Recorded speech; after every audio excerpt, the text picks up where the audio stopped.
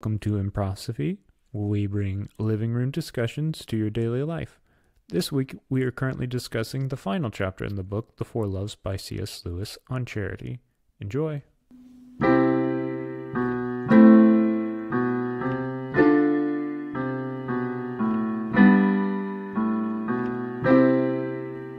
Okay, so we're here at the last part of charity, of The Four Loves, on charity here. What's something just to start off, what's been your impression on the whole book so far, Cory? It definitely felt like the tone changed this last chapter. I'll say that much. Mm-hmm. Yeah, I feel like for this last chapter, he actually said a lot and it had a lot of substance to it. Yeah, for like affection, Eros, he kind of viewed it as these two are kind of natural in nature, but then for friendship, he seemed to think that one was an oddball. Mm-hmm. And then charity just was a whole tone shift. Yeah, felt like charity was something that, at least I think he was trying to encapsulate the whole thing. For sure. Yeah, for this whole thing, first thing one impression that I got for it was, for the love of God to be within us fully, we must give up our selfish nature in order to be truly filled by God.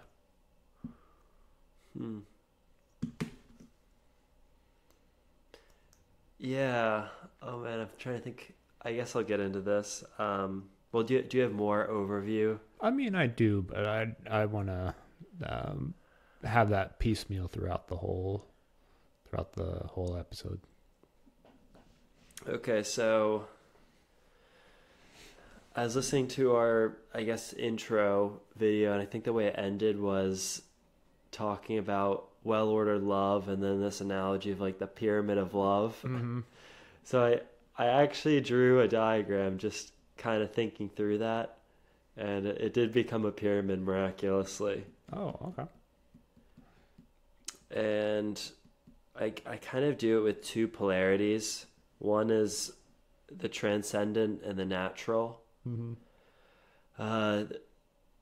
The natural being like just the forms we're familiar with. We're very familiar with affection, eros, just things that are very humanly and intuitive and baked in. And then the transcendental things, being things that can only be pondered through like first extrapolation and then direct experience. So there's, how do I word this?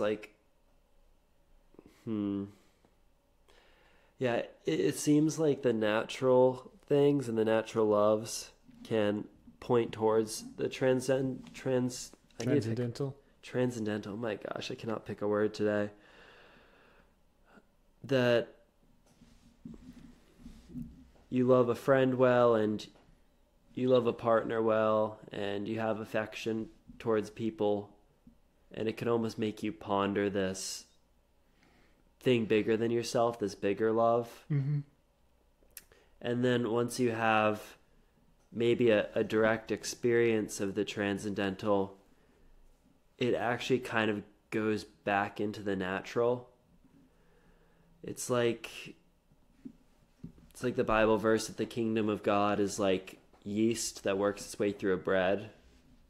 Mm-hmm. It's like you can kind of have these experiences of love, and then you can approximate a higher love. And then once you have an experience of that, you're like, oh my goodness, it's like baked in the whole thing. It's baked in the bread. Mm-hmm. So that was two sides of the pyramid thing I was drawing. Yeah. Just the transcendental and the natural.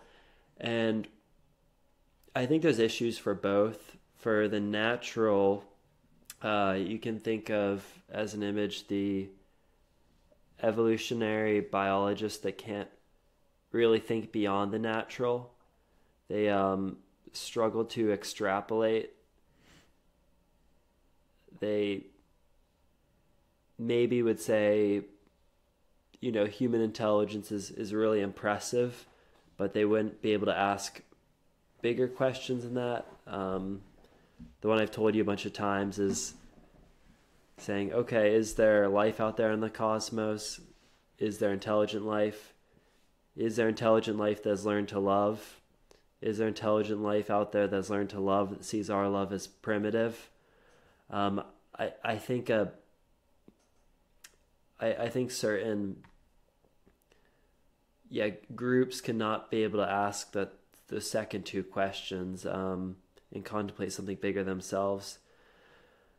That would be an issue of too much focus on the natural, and then too much focus on the transcendental is to not really maybe even understand the natural or be attached to it. And if people don't understand their nature, they're going to be ruled by it. Mm-hmm. If people don't understand the gritty tribal part of us, they could potentially be ruled by tribalism, or the or the Christians that haven't had like sex ed that made sense, and then they just get to situations where they're like, okay, I just did what my body told me to. I was ruled by my nature because of this like emphasis on the transcendental without actually becoming in tune with what it means to have a body. Yeah. And then the other two sides of this pyramid, it's like a two-axis thing. So one axis is nature and transcendental, and the other axis is diversity and unity. Is love heading towards diversity, or is it heading towards unity? And you get this similar thing where the world is kind of chaotic, and there's this point where a lot of people say like, man, can't we just put that all aside and get along? Like, isn't that love? Just put everything aside and be one human family and get over our tribalistic nature. But the interesting thing is when you get to that idea of unity, you almost do this like a return. Like, you have this love of diversity, of people having different capacities and niches and just talents and skills. So it's another weird circle with a natural extrapolating the transcendental, and then having an experience of that, and then realizing that it's baked into the bread. It kind of was the case and is in everything. And then with seeking unity, but then that, I guess, certain realizations leading back to diversity. Mm-hmm. It's this very strange paradox, and it almost deepens a person. And I think those two paradoxes are somehow wrapped around love. Mm-hmm. So basically an understanding of transcendental and the natural, right? And trying to bridge the gap between the two. Is that what you're trying to say? Yeah, I don't even know if it's like a gap. I think it's like, I guess, just a dialogue, and every party needs to be seated at the table to kind of have this conversation about the meaning of life. Mm-hmm. and leaving out the natural element, or leaving out the transcendental element, is not going to get you to the best solution, basically. Yeah. So yeah, having the mixture of the ideal and the real, if for a lack of a better term, combined together. But I mean, that definitely is an interesting idea. I wonder how you would apply that to a situation of charitable love, or as Lewis was putting it in the book, how he was putting it for charity. How you combine those two things together to make, at least in regards to this chapter, how do we put that towards charity towards one another? Not charity as in, oh, I'm going to give $1,000 away or something like that, but charity in a sense of, I suppose, as I mentioned with my first quote here, for the love of God to be within us fully, we must give up our selfish nature in order to be truly filled by God. I suppose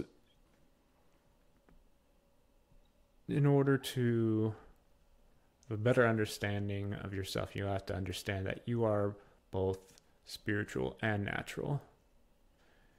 Where obviously, of course, you are flesh and blood. There's no denying that. You're also a spiritual creature, because without the sense, I suppose, of some sort of intuition, I'm just kind of guessing a little bit here, but I think it's spiritual in terms of feeding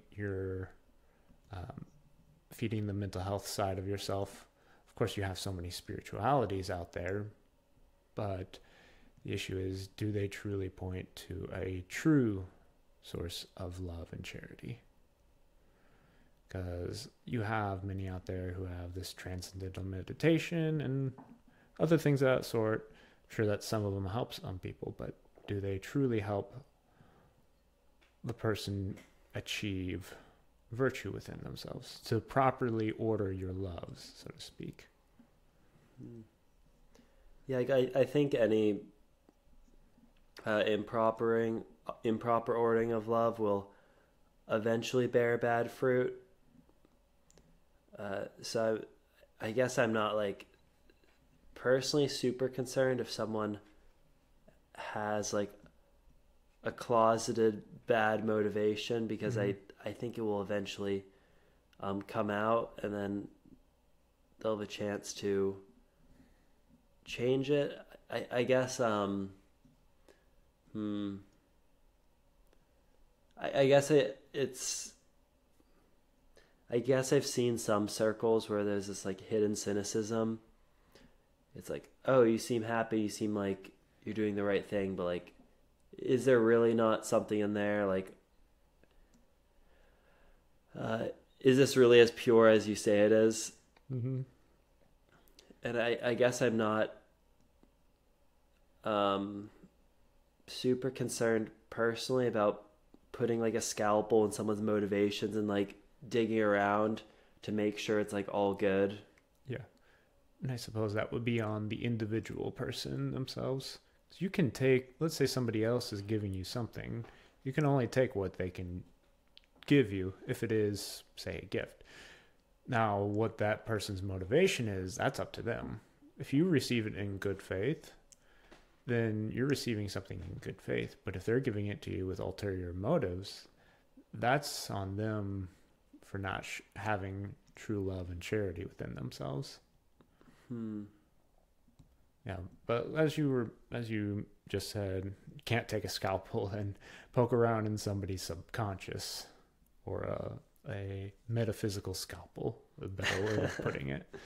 So this spiritual scalpel of, oh, slice open this imaginary head of yours, and we'll open up and see your thoughts for the whole world to see. Doesn't quite work like that. Check the hypothalamus.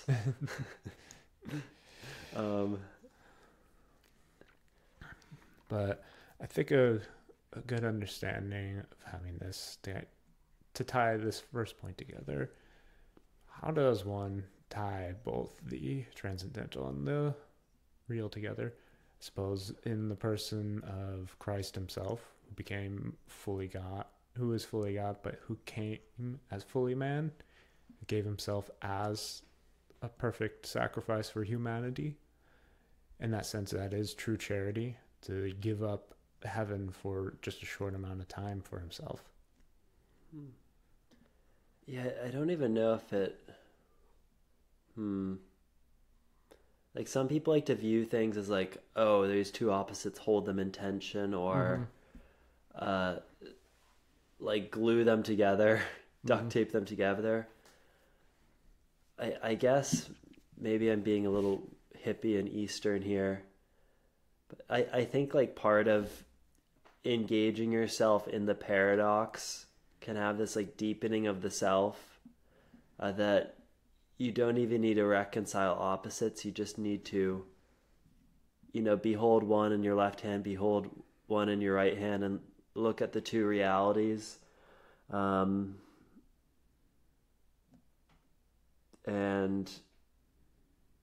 just kind of engage in them, and it would naturally deepen you. Mm-hmm. So, in other words, engage in some form of higher mystery, would you say? Yeah, I think that, yeah. Yeah. I guess the question that I have is, how do we recognize when our love is less than what it should be? Yeah, sometimes you'll just, start bearing bad fruit or Hmm. whatnot. Um,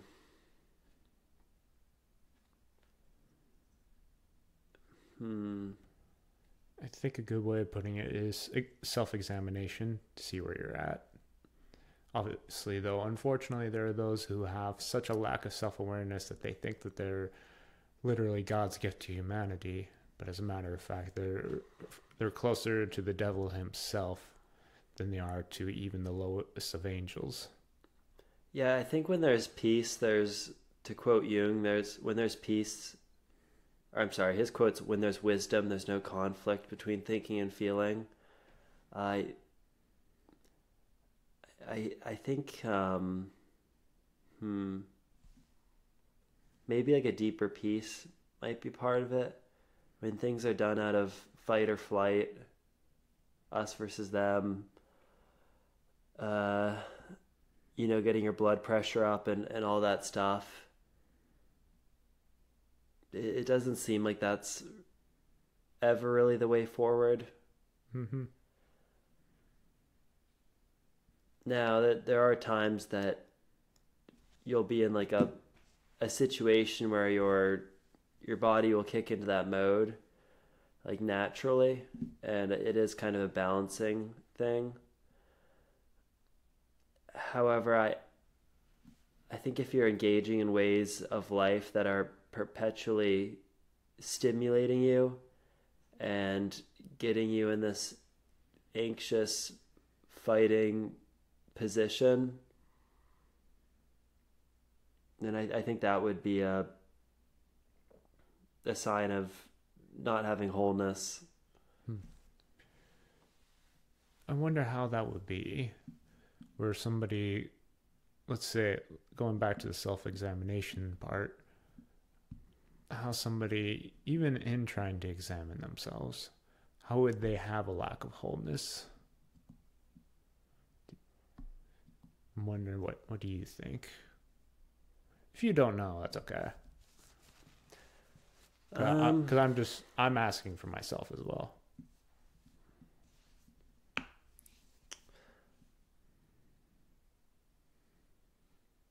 Hmm. We can come back to it if that's all right. Yeah, it is case by case. If Yeah. like what got left out. Like if you're living in a way that's not actually using all like the pieces of your personality or all your sub personalities, um,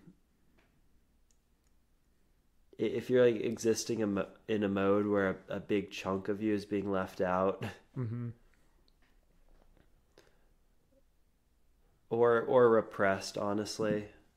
Yeah. I wonder if this might have actually something to do with it as well. What you say and what you do align with each other. What you say, do, and think align with one another. I wonder if that can be a process of where somebody can have that sense of wholeness. That's interesting. I think that also goes back to the transcendental and the natural. Like people that are very idealistic and maybe think about the Mm-hmm. transcendental, they'll make big promises without knowing enough nature that they can't actually execute those promises. That's potentially a folly. Mm-hmm. And then there's people that are really practical, they know how to do things, but that guy's just another idealist. I don't want to do business with him. Mm-hmm. He doesn't know the first dang thing about throwing railroad tracks on the ground Yeah. or whatever. Mm-hmm.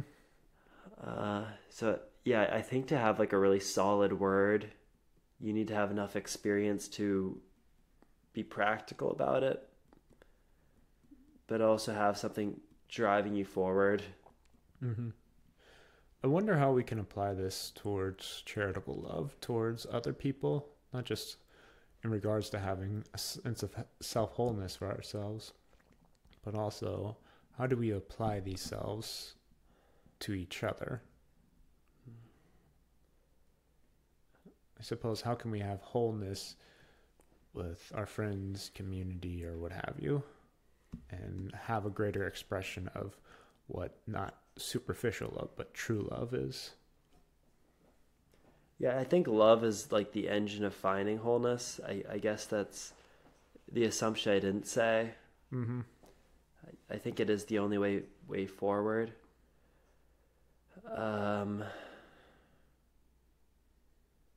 Yeah, here, I'll just give a definition of charitable love. Yeah, that's fine.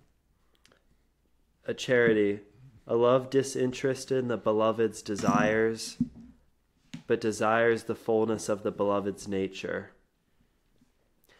So, me, Cory, charitably loving you, Jordan, Mm-hmm. I don't want you to just have your desires satiated. I want you to have your nature full and fulfilled. You could even say integrated. Mm-hmm. Maybe your personal desires could line up with, what like the human like form and its fullness and flourishing is. Maybe your desires do line up with it. Maybe they don't. But I guess wanting what's genuinely like the whole way down, like what's best for them, agnostic of what the other person wants. Mm-hmm. No, this is a thought that came to mind. How is it that, this might be completely off topic, how is it that we can even love the monster within ourselves, if that even makes sense? How can we properly integrate that to bring that towards a more sense of wholeness and love and charity? Because I'm thinking of the part from Nietzsche where he says, be careful when you fight monsters, for you yourself may become a monster, or when you stare into the abyss stares back at you. One of his more famous quotes, obviously, but my question is, how can you have that proper integration? As you can tell, I'm asking a lot of questions this time for this. Yeah, proper integration with putting it love into action. Because what I'm wondering is, how do we put these idealized portions of ourselves or of these ideas into proper loving action? Yeah, and I think, I'm going to go on a tangent to your tangent. You're right, you're fine. But it might resolve a slice of your tangent. Mm-hmm. So earlier this week, I was considering meeting someone. Yeah, I'll just leave it at that. And basically, my mentality was, I'm going to go to them and negotiate with them. They have their authority, so they have a domain in such and such an arena, and they have the technical expertise and ability to make things move within their domain of competence. And I had this mentality like, oh, I'm going to see them and I'm going to negotiate, talk brass tacks with them. Mm-hmm. And try to, like, I don't want to say get my way, but maybe stiff arm them a little bit by being so upfront about what I wanted to bring up to them.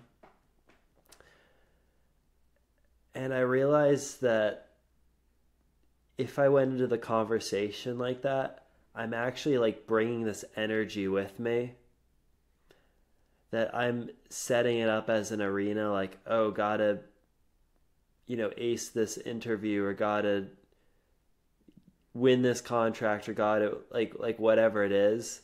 There's ways we can drum up this this like arena competition way of thinking in our minds, and it brings a whole host of energy with it.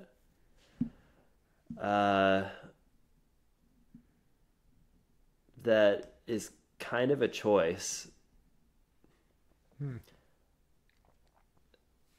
And yeah, part of this I was like, I want to kind of do this approach to them because I don't want to say I like wanted some of their resources, but I wanted some of their guidance. This happens all the time. People go to the car dealership and they have all these like images of their head of the car dealer ripping them off, or they what's another example? Shoot, I'm losing them. Mechanic? Yeah, the mechanic, that's a good one. Yeah, and you can just drum up this like way of thinking and then just bring this host of energy with you.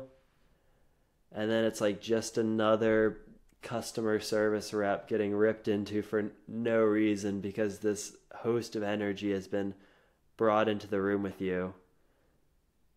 Rather than like a spirit of peace, like, okay, I'm going to try to talk about this. I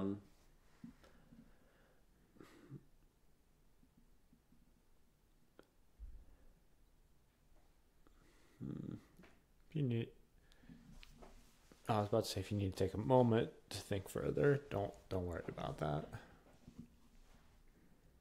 Yes, I think there's a way that situations can be entered in peace, and then ways that they can be turned into this thing that they don't have to be. Mm-hmm.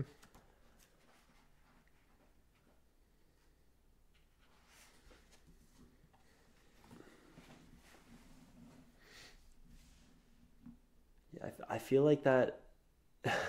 Okay, I feel like I was trying to interact with your tangent, but it was kind of like a messy break and pool. Mm-hmm. Like I think there was some exchange, but I haven't fully connected it. Mm-hmm. I think where I'm going with is charity in the applicable sense, but I think, now correct me if I'm wrong, I don't mind at all.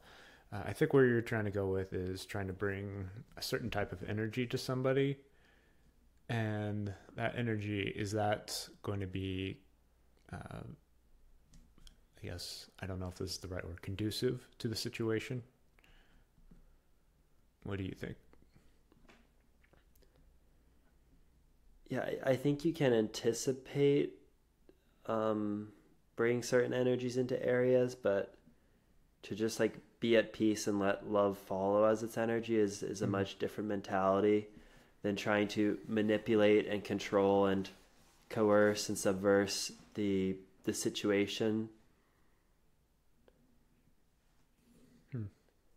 Like that, there's this way of thinking that I'll just do what's reasonable and see what doors open, how the world opens up.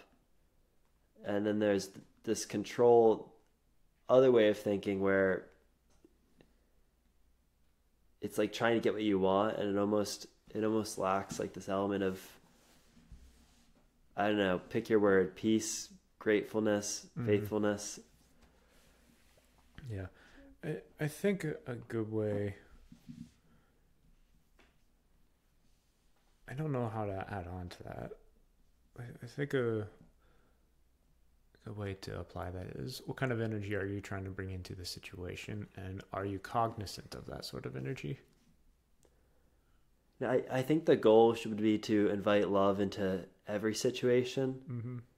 Like, you shouldn't anticipate a situation in your head where you're going to treat someone like crap and then like get into that situation, then like exactly that happens. Mm-hmm.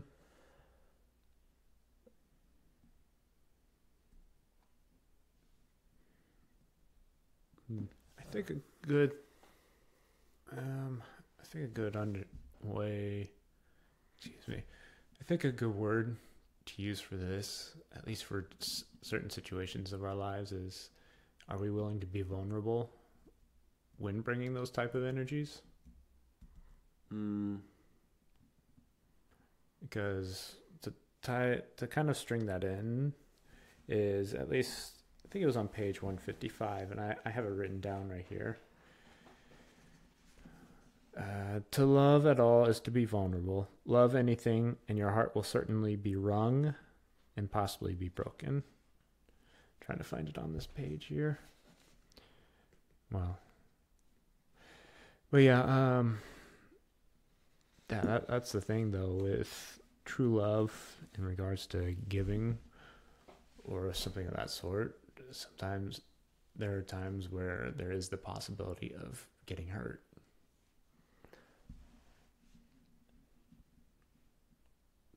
Yeah, for sure. And I think in regards to your situation, I'm wondering if it's you trying to put yourself on the line despite the fact that some sort of hurt might come out of it. What do you think?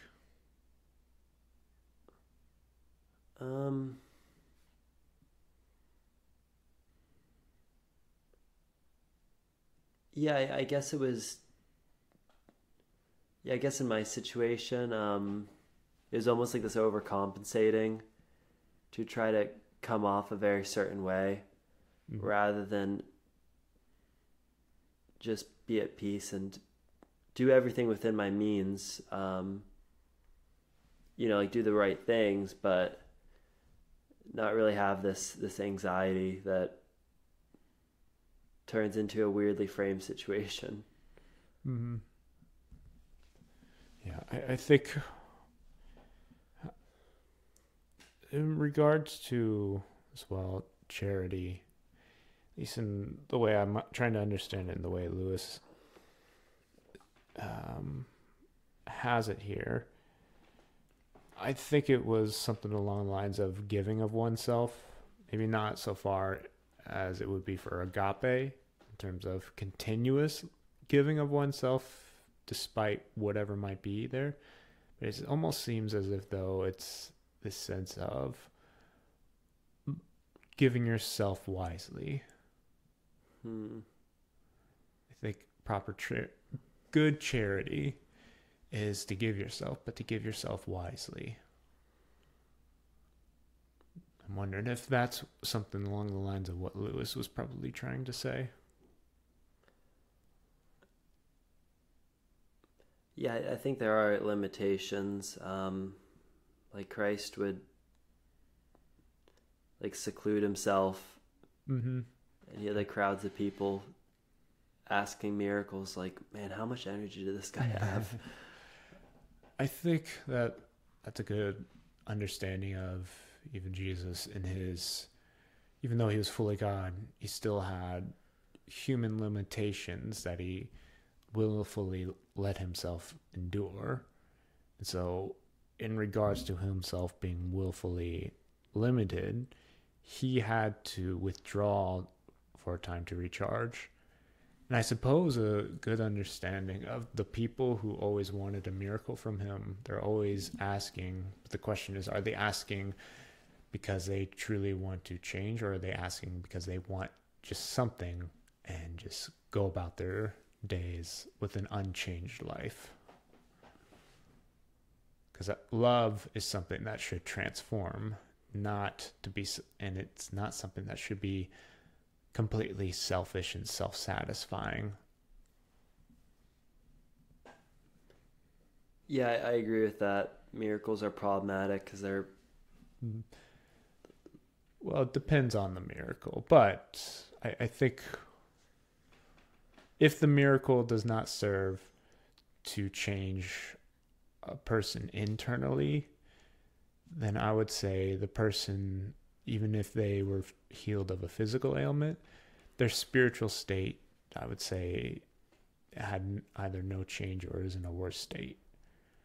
Now, of course, I don't want to denigrate somebody who's had a miracle and it has changed their life, but I'm reminded of the story where you had Jesus healing 10 lepers and only one came back to thank him. How many people can truly be thankful for the charity that's been given to them while they just take something and go about their day? Yeah, I don't know if like rain is something that falls on the sinners and saints. I don't know, like I don't know when miracles pop up. Yeah. Honestly, and they're not something that can be conjured up. They're just something that can be submitted to. Um, Miracles to be submitted to. I like that. Keep going. that's a Jung quote. Keep going. I'm plagiarizing. Hmm.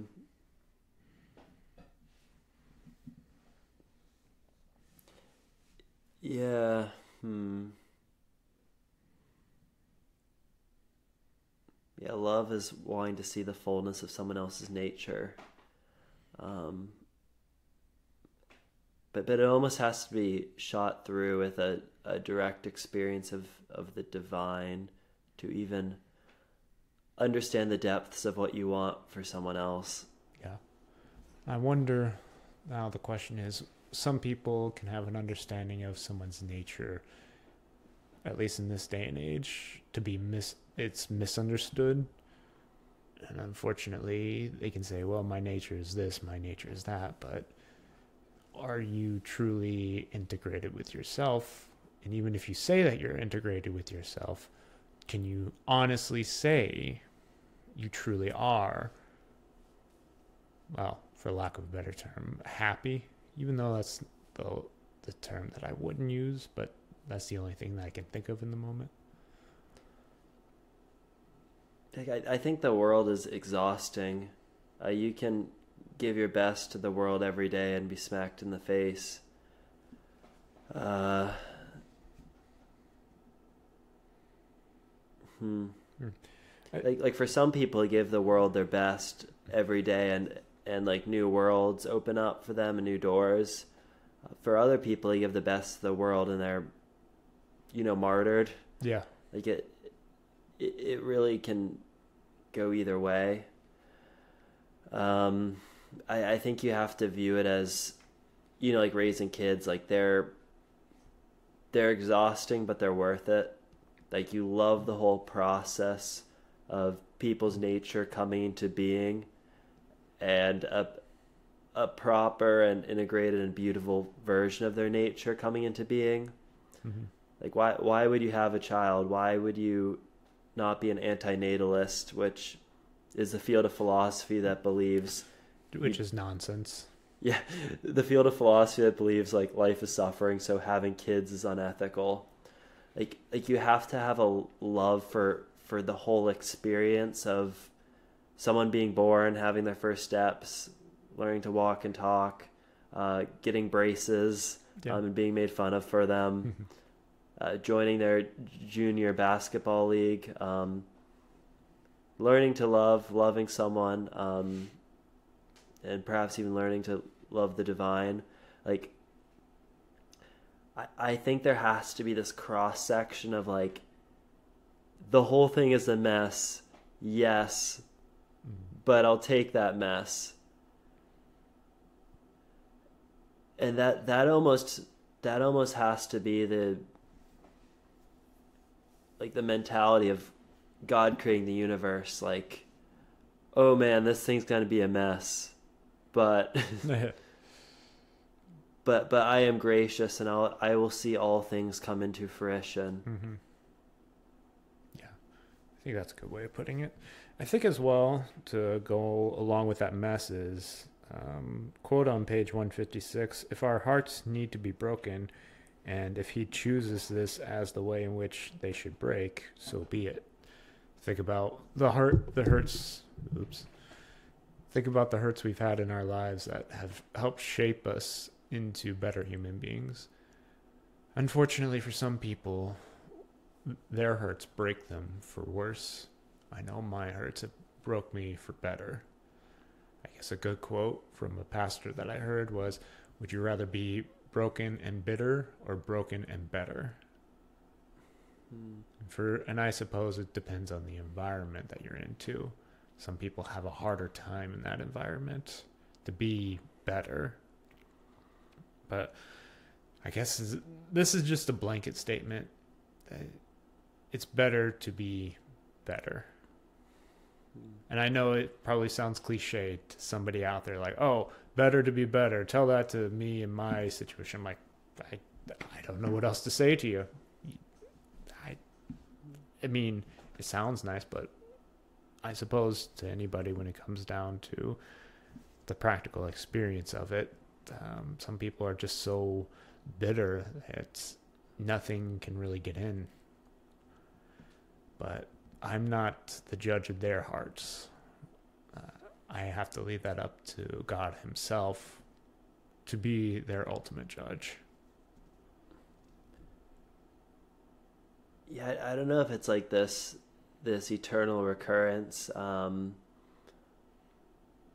like, how do I word this? Of like idolatry, and then like everything just breaking down. It's like, okay, you built on sand, try to reconstitute yourself, and people pick up their pieces, and it's like, oh, nope, still not good. And it's I don't know if it's like this grace and mercy of like, okay, finally you've built on the good foundation of love, and you've built that love pyramid. But yeah, I don't know if that's like a metaphor for what's occurring. I think if people are trying to pick up the pieces and everything's shattered, what are some pieces that you could put together that would be the good pieces while discarding the bad pieces? I think that's a better way of putting it. Because going back to the broken and bitter thing, broken and better, I think if you're in that situation where things have been broken, what would be some of the pieces in someone's own life that you could pick up that would make you better while discarding the bitter pieces that make you bitter? I think that's a good way of putting it. How do you apply that to charity is another good question. How do you take somebody who is bitter and make them better? I think the only way is to lead by example. That's a good one. Like, you don't change hearts by hitting them with the Summa Theologica textbook, or by lecturing, or by what other things do you do? Trying to fix them, or ignoring them, not having a seat at the table, not actually engaging in the conversation. Like, these aren't really the way. Like, the way is love, and that's the way forward. And it has to be by example, not by a smug, greater than thou art throne. It's really by this like love and humility that people would change, and they'll learn, and they'll get better. So there also has to be this element of faith in the process, that this is actually how human psychology works, that this is the only transformative substance in the universe that makes people better. That's a good way of putting it. I guess a good way of putting it is love another just for their own sake, depending on the situation. Because too many people, now I'm only speaking from my experience, but there are people who go into a marriage thinking it's going to be some sort of Hallmark marriage, or one of those whatever cheesy movies you see on TV, Lifetime, and they come into it thinking, oh, this is all going to be sunshines, rainbows, and whatnot. But they get into, say, a few months into the marriage, maybe even a couple of years, and they're like, this isn't what I thought. This isn't Hallmark Channel. As a matter of fact, this is more like, I don't know, what's a horrible channel? Whichever one has The Bachelor on it. Yeah. That's even worse. Some people would think, my life's going to be like The Bachelor. It's like, so you're going to have a spouse that's going to try to pick 14 other people, and you're one of those people who he's trying to pick, or she's trying to pick. It's like, good luck with that. Do you know there's this side tangent there's this special where it's called like, I think like The Bachelor. I don't know if it's like After Hours, but basically it's these specials that occur when The Bachelor picked the wrong chick, Mm-hmm. and then he like goes back to the original casting to like swap Oh, her. really? Yeah, Oh, it's my like, goodness. so it'll be like a season of The Bachelor, and then it'll be like another like episode, like, oh, the 12th, the 11th hour love decision special. And it's like, this is And unfortunately, there are women out there, I'm sure some guys, oh my who eat gosh. that sort of garbage up. Garbage in, garbage out. This is why you fill your mind with good things, folks. This is why you're listening to our podcast. Hopefully it's not garbage in and garbage out for us. Man, that is quite a dramatic plug. Yeah, one thing that Lewis talks about, this is a new topic, Mm-hmm. is he starts talking about hate. To have a well-ordered love, there's this like capacity for hate for some things. Mm-hmm. So I think of Jesus just bashing the Pharisees or something. And it's not a hate that stems from fear. It's not a hate that stems from self-survival or knocking someone down a notch or being better, all these things. It's really a hate that stems from just like not conceding to evil. Mm-hmm. And loving people enough to kind of like have these like standards for them. That's a good way of putting it. Loving somebody enough to be disagreeable for them to be better. And that's a hard thing for me because I'm generally pretty agreeable. But I suppose for us, when's a good time and place to bring up certain topics like that? Excuse me. Yeah, in the context of Lewis, he was using the Bible verses, you must love your mother, your brother, your Or you gardener, must, your... or I think he was saying you must hate. yeah. Opposite. Yeah, you must hate your brother, your sister, your whoever. Like, you must be able to do that. Mm-hmm. Yeah, and then Shoot, I need the real thing. Obviously, the scripture when it says you must hate your brother lover or your brother wife, sister, and so on and so forth, it doesn't mean that you have to have this complete animosity towards another person where you have to shun them from your life. No, it's more of, and Jesus is speaking in an exaggerated manner when he's saying these things in order to follow him, but he's saying that you must put me as your highest love before others. Okay, I got go the ahead. verse for anyone that just heard my tongue turn to spaghetti at least 3 times. If any man come to me and hate not his father and mother and wife, and his own life also, he cannot be my disciple. And it's actually from there that C.S. Lewis springboards into defining what type of hate that is. That it's not a hate out of self-survival or fear. It's just out of kind of calling others to a higher standard and not flinching to evil. That's a good way of putting it.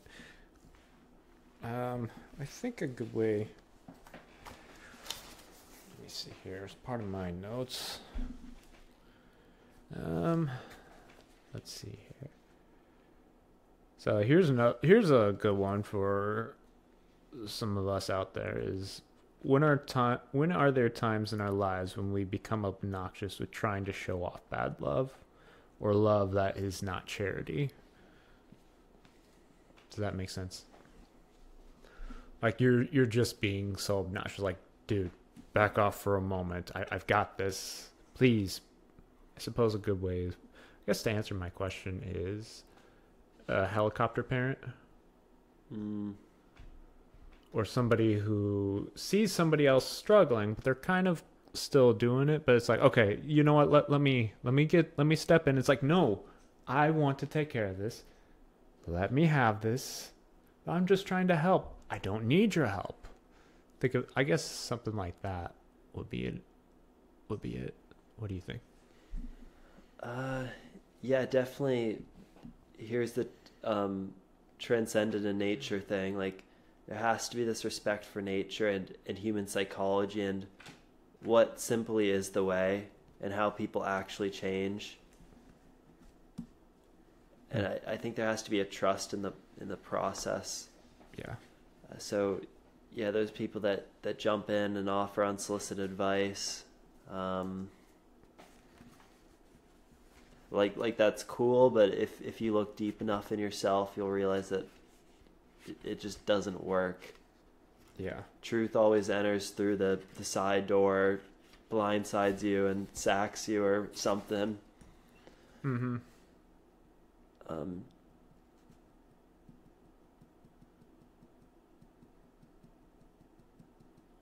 Yeah. I think something that Lewis mentions to kind of tie all these things together, why we have all these loves and everything of that sort, from affection, friendship, eros, and finally charity. Page 178. I can't quite find the quote there, but I wrote it down. We were made for God, and we image him or are like him in the matter of loving him and loving others. I suppose the greatest commandment, as Jesus said, is love the Lord your God with all your soul, mind, strength. And he said the second is like that. Love your neighbor as yourself. And why is this? Because we were made for God. I suppose a good way of putting that all together. And I suppose on page 175, in my love for wife or friend, the only eternal element is the transforming presence of love, the capital L, himself, the capital H. Yeah. I think that's what it does come down to, is love. But unfortunately, some people have a skewed understanding of love and not a true understanding of love, because that whole thing during the 60s of free love, man. They're probably back then, they were probably like, well, we're tired of this whole system and whatnot. And fine, fair, some structures can be a little too rigid, but with that being said, love is more than just a feeling. To put a quote from DC Talk, love is a verb. Love isn't always just what feels good. Love is sometimes what feels uncomfortable. Saying, as cliche as it is, saying the hard things that need to be said. Even if somebody might scream in your face. I know that'd be hard for me. I can say that for sure. That's a hard thing for me.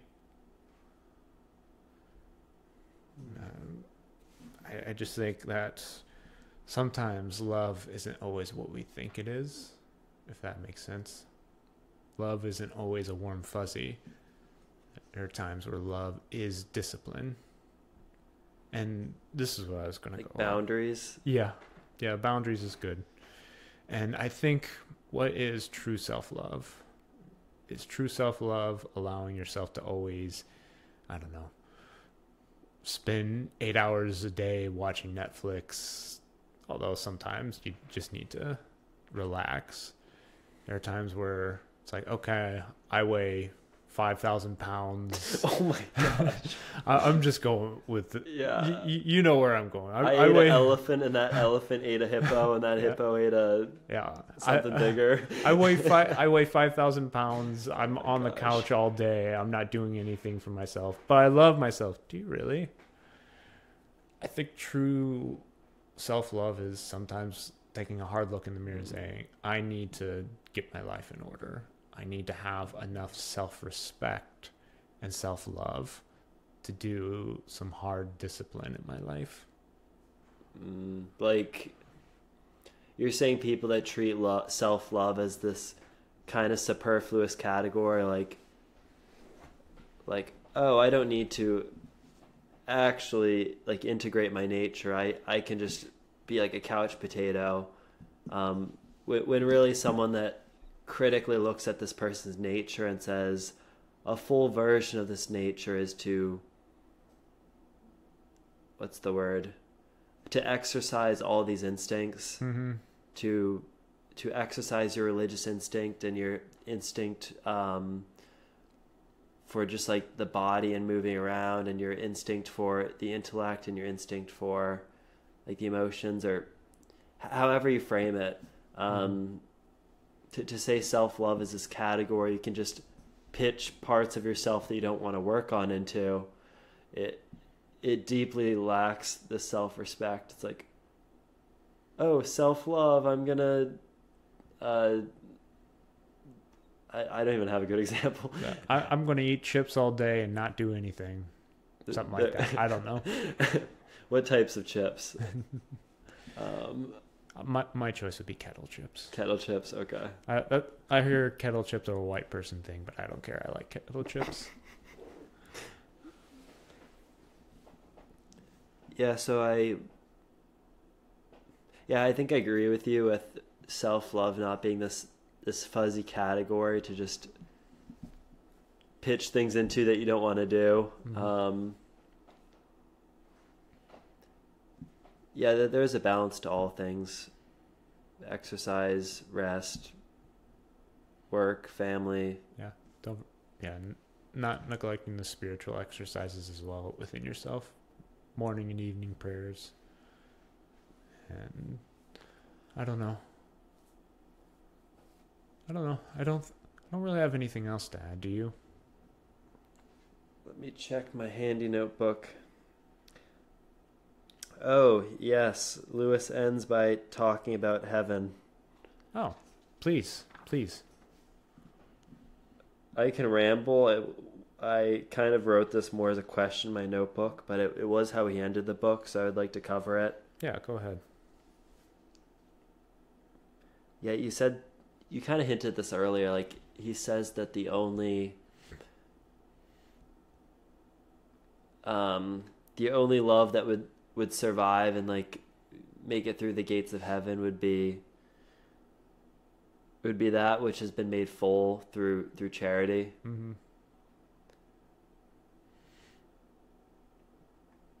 So there can be affection, there can be eros, there can be friendship, but like only those which, like those three containers, those which have been filled with charity, is the essence of what he believes would be in heaven. Mm-hmm. I'm not going to pull a Dante and a Purgatorio, very Italian, where he like walks through fire. Which was a good story still, but still, I get your point. Yeah, it's super weird. He like walked through fire, then he's like, "Oh, my loins burn," and then and then it's like his way of saying he struggled with sex or something. It's just a very weird. I don't know. I'm not psychologizing. Purification Dante. fire of Purgatorio. But yeah, will heaven be like the transcendental, or will it be like nature? Well, I think the heaven will be a combination of the two, because in the understanding of the Christian end of all things, and it won't be a technical end of all things, but it'll just be so what this is, it's a renewal of things, where there will be new heavens and a new earth, and the spirits that are waiting in heaven will be given new bodies. So it isn't this Gnostic notion of you die and then you go to heaven and you just stay there for all of eternity in paradise. No, heaven, I would say, is like this waiting place for the saints. And once all things are fulfilled, at least in this current life, we're given a new body where our souls will inhabit.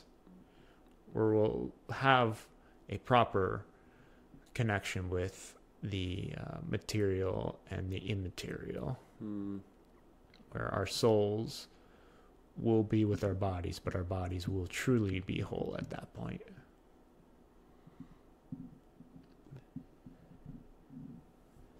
Yeah, I like that. Yeah, you sent me a video last week, Jordan, about sometimes our view of heaven being tainted by just like our materialism, like thinking, oh, in heaven I will have all the kettle chips. You still haven't picked a flavor, and like all my earthly pleasures are all just jalapeno. Continue. Like all the earthly pleasures, it will just be like a bunch of them just thrown at you, like, and that's projecting on heaven, like the hedonism and the world God's not trying to create. Yeah. It's saying like, oh, God doesn't like want us to have pleasures now, but you know, when I get to heaven, it's kind of just like he gives us the stuff like, I know you wanted this anyway. Here's your double chocolate mocha frappuccino, twice stirred, double latte. I don't know. Yeah, so that video you sent was just a good reminder not to impose this like materialist view of pleasure onto heaven, that, oh, you just get more of it.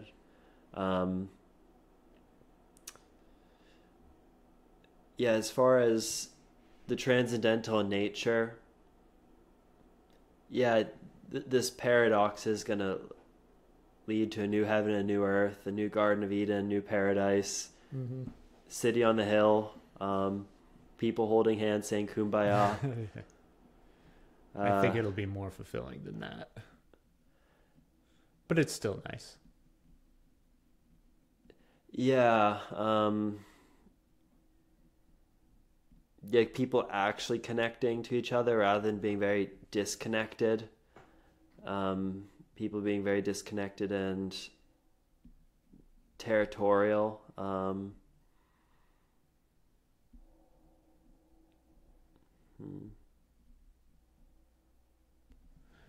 think it would be good to put from something St. Augustine, to live in the city of God rather than in the city of man. You have the two worlds, the city of God and the city of man. What we're in currently right now, what we live in, is the city of man in its fallen, broken state, but yet there's still certain orders that we have that we do obey for good reason. But then you have the city of God, who the citizens of heaven are the true citizens of. So I suppose to get back to charity, and as a final thought for myself, is true charity is having loves properly ordered and a proper giving of oneself. Not only of oneself, but also a proper affection.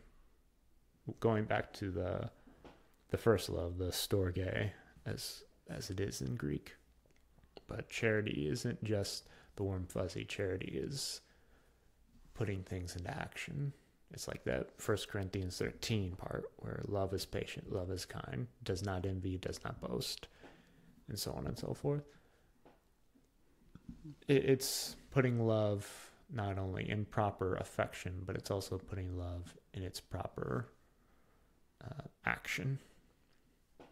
To have true charity, to have true proper affection is something that is of God. Because to go back to that quote, we were made for God.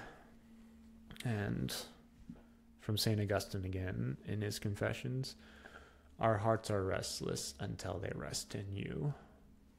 And there's a lot of restlessness going on in today's day and age. I'm sure it'll continue for many years to come. But no true rest will be achieved until we rest ourselves in God himself.